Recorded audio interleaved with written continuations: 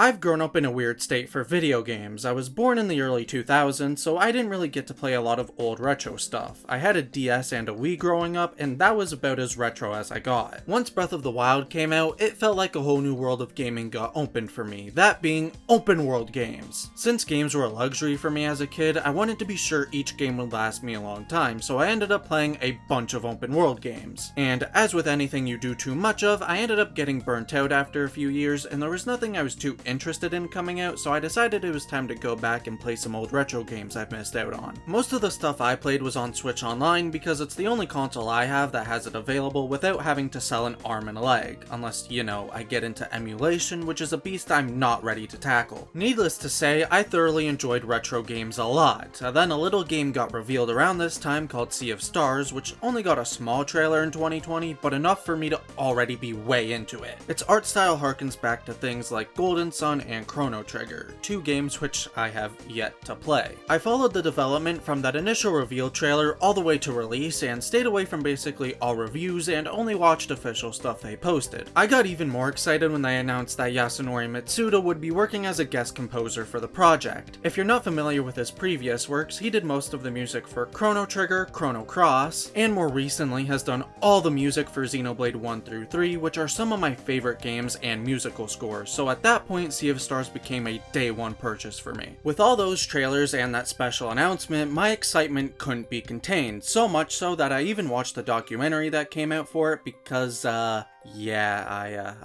didn't buy the game day one because I'm poor, so I had to wait till Christmas for Santa to give it to me for being a good boy. And I knew I'd probably forget most of what was in it by then anyway, but now here we are today, and I'm finally playing one of my most anticipated games. So I'm not gonna waste any more of your time. Here is my review on Sea of Stars. Before I even played the game, I just sat on the title screen for a couple of minutes and soaked it in. It looks very pretty and had a beautiful song that I wanted to listen to, so already the vibes of the game were great. The opening is mostly spent through a flashback of a section of Zale and Valir's childhood after they sit by a fire, and Zale reminds Valir of their old friend Garl who lost an eye trying to protect Zale. And since that tragedy, they weren't able to see each other since the other two were appointed to begin training for the title Solstice Warrior shortly after. And so they trained and sewed for years until they finally created the perfect piece of fabric and had to bring it to the Elder Mist to be set off into the world. So that's exactly what Zale and Valir did. Thus, the rest of their journey awaited them. During your travels, you'll meet a wide cast of characters and visit a plethora of towns, most of which are just as fun to explore as the more open areas. There's lots of chests to grab, some decent side quests in each town, and a bad minigame called Wheels, where you choose two classes you want to use, and then you just spin until the gods bless you with a win. It is optional, thankfully, so you know I'd only play it if you're a gambling addict. Back to the characters, who are each a joy to get some dialogue from. My bad memory unfortunately forgets most dialogue in games that aren't voice acted unless it's story stuff, but the characters have plenty fun and memorable moments together, and the comedy I enjoyed quite a bit, especially the meta stuff that I still remember months after playing the game, which is rare for me, I'll be honest. The overall plot is fairly simple, where the bad guy you're sent to defeat isn't actually the big bad and you get betrayed by people, but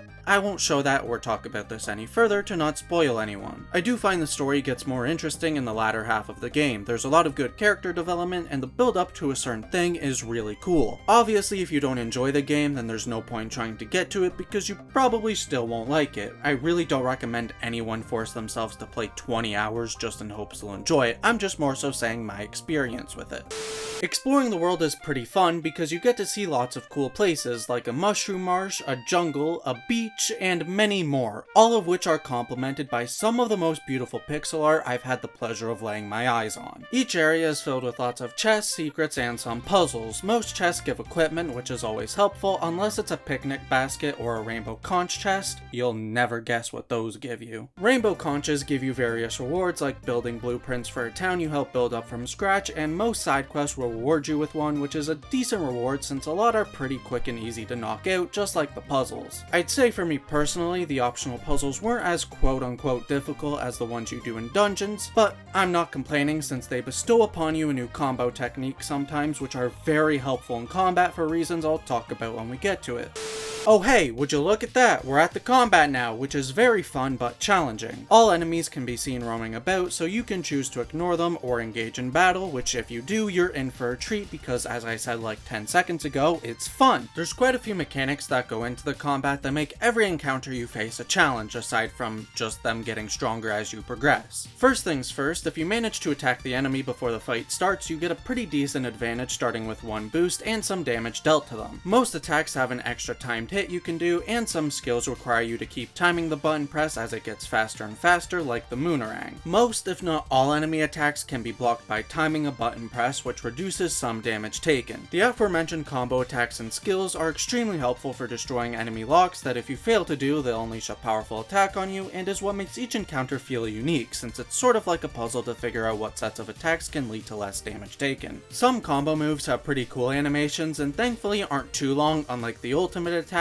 which are insanely cool looking. There was only one I found jarring to watch after the honeymoon phase ran out because it was pretty long and there's no way to skip them, but a majority of them are a treat to view a lot of the time. Each dungeon is very unique from one another. One moment you'll be in a wizard sci-fi lab using portals, then the next moment you'll be in a haunted mansion trying to save ghosts, and then you'll be on the high seas taking out lightning rods, and plenty more fun places than that. The dungeons are very well designed. They're a bit more linear with an emphasis on puzzle solving, which I personally found the puzzles to be like middle of the road in terms of difficulty. Each dungeon usually eases you into the puzzles and then get more difficult as you progress, and you'll occasionally get new items like a grappling hook, so that makes the game an automatic 10 out of 10. It can even be used to gain advantage in combat, so now it's an 11 out of 10. Just like normal exploration, there's a few optional chests and whatnot to get, but what really ties the dungeons together is the phenomenal music. It really breathes life into the atmosphere, and obviously it's not just the dungeon music that's killer. The entire soundtrack is nothing short of fantastic. There's a good mix of retro chiptune stuff, which I love dearly because it sounds so fucking good all the time, and the other chunk of music I don't really remember much of aside from like a rock track and some choir stuff. At the end of each dungeon is an epic boss battle, and I don't use that word lightly. The sprite work on them is phenomenal, and a few of the moves do look pretty nuts. Each boss made me like the combat even more because these are some beefy, things. Every fight fried my brain more than vicious backshots as I tried to figure out how to break their locks and deal more damage. It is kind of ridiculous how much health the bosses have. Most fights took several minutes and some even creeped into the double-digit range, but most of that time was probably from animations that take a little while. So, fun fact, I've had this video basically done for a year aside from the editing. I was just waiting for the DLC to drop so I could have the full package in one video.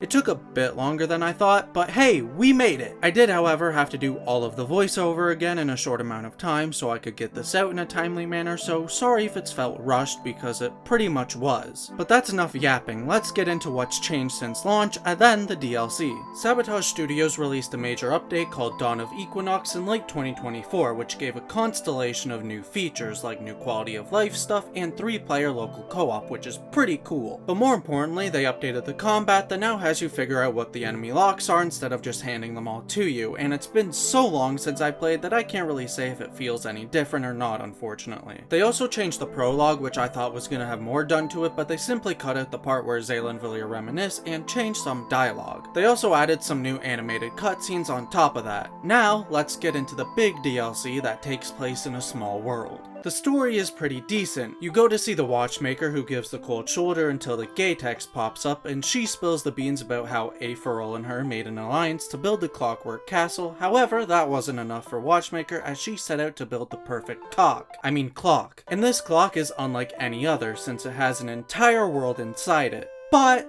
there's always gotta be a catch with cool things, man. What the fuck? Aephorol made a cursed cog that sapped away her deepest, darkest feelings and personified it. So Zale, Valir, and Artificer are sent inside to save the tiny world, but before we can get accustomed to the new town, Piff and Poof interrupt us, shortly followed by Mommy. The puppeteer who drains the edgy out of Zale and Valir, which in turn gives them new classes, and then they're tasked with facing the ugly parts of themselves. I like the story quite a bit, as it finally gives Zale and Valir some much needed character growth. Granted, I haven't played the game in a year, but if memory serves, they didn't have all that much development development, so it's nice to see it here. Along your journey through Horluge, you'll explore a few areas, each with a distinct atmosphere, and puzzles that are very straightforward and definitely feel like they're dragging on by the end, where you have to do like 6 puzzle rooms in a row, and it's just time consuming more than it is hard. However, there are optional puzzles and mini games because Circus, which do introduce more challenge, and you're rewarded with time runes for completing them, which do nothing. Unless you get all of them, then you get, well, I don't know what you get, so go gather them yourself. The bosses are pretty memorable and have their own gimmicks that add a nice layer to every fight, which will always be on the forefront of your mind and require planning around or you'll probably die. Now the gameplay is no different from the base game, but you get a whole arsenal of new attacks to learn on top of shiny special moves, and the animations of everything are so fucking clean. They absolutely up their game from release to now, and the combat will be challenging regardless of if you've beaten the game and decide to jump back in for the DLC, or are playing through the entire game again, since this is treated as a new game in terms of progression, so you'll be starting at level 1 with less than great gear, but the DLC being around 7 hours long leads to some pretty pacey progression. You'll find better gear or new combo moves by going a bit off the beaten path, and leveling can look slow at times, but then you fight a boss which will give you close enough to taste it or send you over the edge.